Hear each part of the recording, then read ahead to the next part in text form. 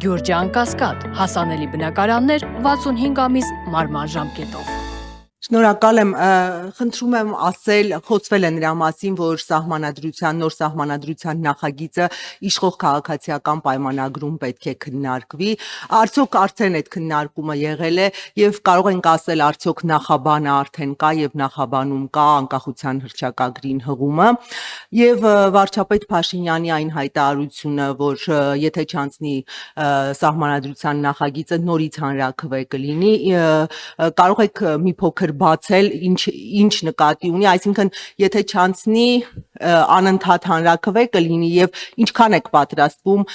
սահմանադրության հանրաքվե անել, շնորհակալ եմ։ Ձեր վերջին հարցը շատ տեսական հարց է, այս փուլում դրան ես չեմ պատասխանի, բայց կպատասխանեմ ձեր առաջին հարցին, առայն որ սահմանադրության նոր սահմանադրության տեքստը դեռևս քննարկման փուլում է,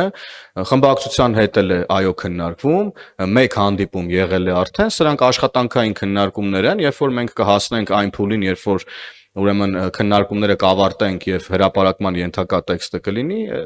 այդ հրապարակումը կլինի եւ արդեն քննարկումները էլի կշարունակվեն արդեն հանրային լայն տիրույթում եւ յուրաքանչյուրը թե դուք, թե փորձագիտական համայնքը, թե քաղաքական համայնքը, թե մեր քաղաքացիներն իրենց դիրքորոշումներն, կարծիքները կհայտնեն նոր սահմանադրության վերաբերյալ եւ ըստ այդմ աշխատանքը արդեն հրապարակային փուլում կշարունակվի։ Հիմա ինչ կա դրանք աշխատանքային փաստաթղթեր են, ես տեսա, որ ինչ-որ տարբեր դրվագներում որոշ լրատվականներ ինչ-որ բաներ էին հրապարակել, հիմա մենք գտնվում ենք աշխատանքային փուլում տարբեր ուրեմն հրապարակումներին, ես խնդրում եմ մեր քաղաքացիները չտրվեն, այլ հետևեն պաշտոնական հաղորդագրություններին, շնորհակալ եմ։ Եթե լիներ, կլիներ, հիմա եթե չկա, ուրեմն չկա, դեռևս աշխատանքային քննարկումներ են, խնդրեմ Տիկին Մինասյան։ Մի փոքր ավելացում անենք այս մասով, շատ կարևոր դիտարկում է եղել նաև երեք, որ այնպիսի տրամադրություն եւ այնպիսի խոսակցություններ են գնում դաշտում, որ քաղաքացիական պայմանագիրն է որոշում կայացնում նոր սահմանադրության վերաբերյալ։ Դա մեր առաջարկն է հանրությանը եւ մենք շատ բաց, հստակ ասում ենք մեր դիրքորոշումների վերաբերյալ եւ նախաբանի մասով եւ սահմանադրության այն կառուցակարգերի, որոնք գործող չեն, որովհետեւ ժողովուրդը չի քվեարկել այդ սահմանադրությանը։ Մեր գլխավոր նպատակն է ունենալ մեր հանրության հետ ուղիղ խոսակցություն, թե մենք ինչի ենք ուզում փոխենք սահմանադրությունը։ Քիչ առաջ ձեր ընդդիմադիր գործընկերները ասացին, որ իշխանությունը խուսափում է անվանել այն երկիրը, որտեղից հիբրիդային միջամտություններ են լինում։ Ես խնդրում եմ արձագանքեք այս հայտարարությանը եւ իմ հարցը անհետ կորածների հարազատներին է վերաբերում, նրանք պահանջում են 44-օրյա պատերազմի մասին քննիչ զեկույցի հրապարակումը։ Հնարավոր է, որ ազգային ժողովում թեկուզ փակ ձևաչափով հանդիպում լինի եւ նրանց հետ քննարկվի այս զեկույցը եւ շփվել եք այս ընթացքում եւ ինչ են փոխանցում նրանք ձեզ։ Զեկույցի վերաբերյալ ձեր հարցին արձագանքեմ, տեսեք 44-օրյա պատերազմի քննիչ հանձնաժողովի զեկույցի հրապարակման հարցը բացառապես իրավական հարց է, քաղաքական հայեցողության հարց չէ եւ դրա հրապարակման պատասխանը իրավական ընթացակարգերով է տրվում։ Հետևաբար քաղաքական հայեցողությամբ դա չի կարող հրապարակվել որևէ կերպ։ Սրա մասին մենք բազմիցս խոսել ենք։ Ինչ վերաբերում է անհետ կորածների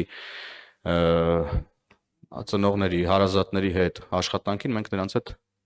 պարբերական աշխատանք ենք իրականացնում եւ այս իմաստով ես կարծում եմ, որ ամեն բան արվում է մեր կողմից, ուրեմն նրանց նկատմամբ հոգատարության նաեւ իմաստով։ Սա է ձեր հարցի պատասխանը քննիչ հանձնաժողովի զեկույցի հրապարակման վերաբերյալ։ Մյուս հարցին գործընկերուհիս կպատասխանի։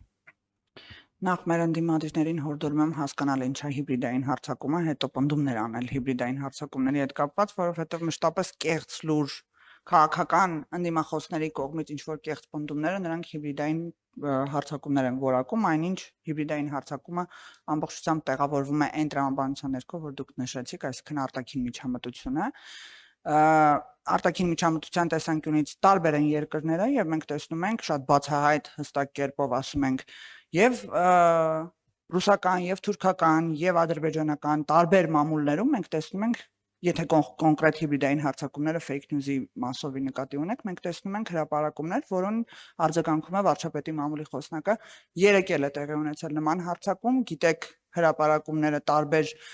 անանուն կայքերում են լինում կամ շատ հայտնի կայքի որևիցե տարփոփոխությամբ, որպեսզի շփոթեցնեն քաղաքացիներին եւ այն տեղեկատվությունը, որը վերաբերվում է վարչապետի ընտանիքին, մեր կառավարող ուժի մասին, ինչ որ անհեթեթ պնդումներին, մենք աշխատում ենք պրոակտիվ կերպով հերքել մինչեւ հայկական մեդիա դաշտը կլծվի դրանով եւ ես հորդորում եմ նաեւ լրատվականներին, որպեսզի հետևեն այն հերքումներին եւ շարունակեն տարածել այդ տեղեկատվությունը, որը արտաքին միջամտություն է մեր երկրի ներքին գործերին։ Շնորհակալություն։ Իմ հարցը վերաբերում է երկրորդ նախագահ Ռոբերտ Քոչարյանի հայտարարությանը կապված խաղաղության հետ։ Պարոն Քոչարյանը իր վերջին ոդկասթում մասնավորապես հայտարարել է, թե ինձ համար պարզ է ինչու Նիկոլ Փաշինյանը չի ուզում խաղաղության երաշխիքներ։ Ինքն ուզում է այնպիսի խաղաղություն, որը կապվի միայն իր անվան հետ։ Իրականում մեզ պետք է խաղաղություն, որը կապված չէ որևէ մեկի հետ, այլ ունի երաշխավորներ։ Պարոն Հովհաննիսյան, խնդրում եմ Պարզաբանեք, Նիկոլ Փաշինյանն իսկապես ուզում է սեփականաշնորհել այն խաղաղությունը, որը հաստատված է Հայաստանում։ Բավականին բարդ է Հայաստանի երկրորդ նախագահի աթոռը զավթած անձնավորության դատարկաբանություններին արձագանքելն էս իմաստով։ Ես նրան չեմ արձագանքի, հիմա ես խոսեմ այլ բանի մասին։ Հայաստանի Հանրապետությունը ունի խաղաղություն։ Եվ այդ խաղաղությունը մենք ամեն կերպ պետք է ամրացնենք եւ մեր ժողովրդի հետ տերենք կանգնելու այդ խաղաղությունը։ Խաղաղությունը Հայաստանի Հանրապետության ժողովրդինն է։ Հայաստանի Հանրապետության ժողովրդինն է այդ խաղաղությունը։ Ռոբերտ Քոչյանը սա լավ չի հասկանա, որովհետեւ Ռոբերտ Քոչյանը ոչ մի օրգանական եւ բնական կապ չունի հայ ժողովրդի հետ։ Դա ցույց է տալիս իր անցած կյանքը, իր գործողություններն ու որոշումները։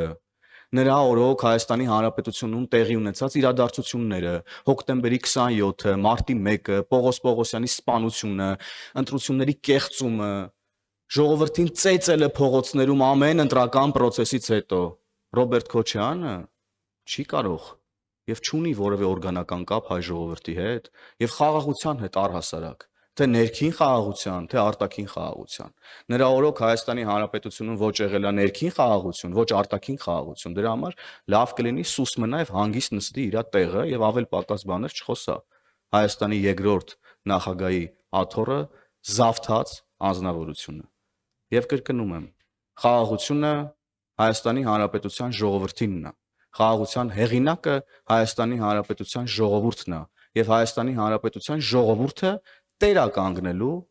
իր իսկ կողմից ձեռք բերված խաղաղությանը եւ որևէ մեկը այս գործընթացին չի կարող խոչընդոտել։ Շնորհակալություն։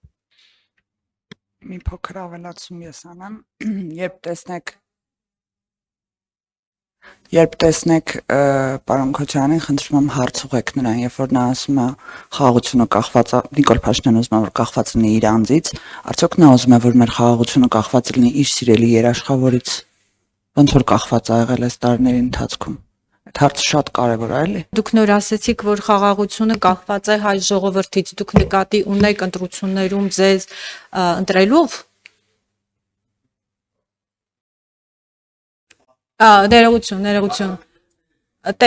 Ներողություն։ Տերեկանգնելու,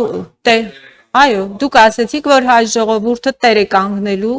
իր խաղաղությանը, այսինքն դուք նկատի ունեք հունիսի 7-ին ձեզ ընտրելով։ Այո,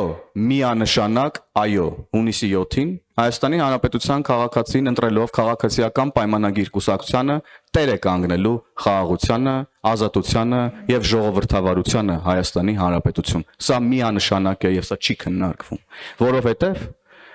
մնացած բոլոր ուժերի քիչ թե շատ հաջողության դեպքում ուրեմն Հայաստանի Հանրապետությունը կրկին կանգնելու է նույն իրավիճակի առաջ, ինչի առաջ որ կանգնած էր 2017-18 թվականներին։ Դուք ասում եք, որ եթե քաղաքացիական պայմանագիրը հունիսի 7-ին չվերընտրվի, չէ, դուք չհաղթեք, կլինի աղետաբեր պատերազմ։ Ես ասում եմ, այս պահին չէ, դուք եւ ձեր թիմի տարբեր անդամներ այդ մասին ասել եք բառացի եմ ցիտում, որ կլինի աղետաբեր պատերազմ։ Հարցս հետեւյալն է. գուցե դուք օրենքով ամրագրեք, որ քաղաքացիական պայմանագիրը հավերժ մնա իշխանության եւ լինի հավերժ խաղաղություն, այդ դեպքում բոլորս կապրենք խաղաղ ու երջանիկ։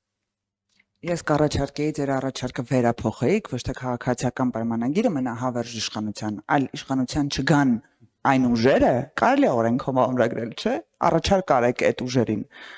Այն ուժերը, որոնք ուզում են խաղաղությունը տորպեդահարեն, որոնք ուզում են արդեն կայացված որոշումներն ու կնքված պայմանագրերը ռևիզիայի ենթարկեն, որոնք ուզում են մեկ կենտրոնից կախվածություն ունենան, որոնք ուզում են հավերժ միայն իրենց սիրելի կայսրությանը հպատակության երթում տան, այդ ուժերին կարելի է օրենքով արգելել մասնակցել ընտրություններին, բայց բնականաբար սա հեգնանքա ձեր հարցին երբեք Հայաստանի Հանրապետությունում նման բան չի կարող տեղի ունենալ, որտեղ մենք ժողովրդավար պետություն ենք։